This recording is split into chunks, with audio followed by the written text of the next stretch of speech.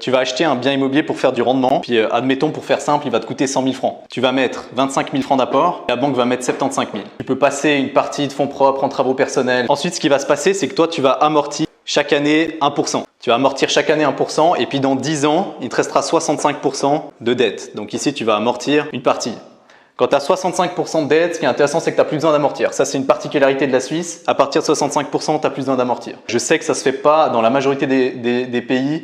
Par exemple, en France, chez nos voisins, où quand vous faites un prêt sur 25 ans, vous le remboursez en 25 ans.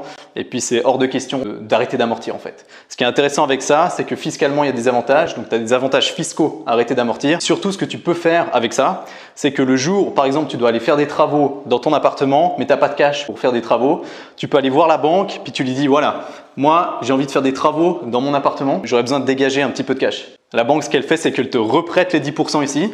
Donc là, on est 10 ans plus tard. Elle te reprête les 10% ici et tu recommences à payer et à amortir 1% par année en fait. Et tu fais un cycle comme ça.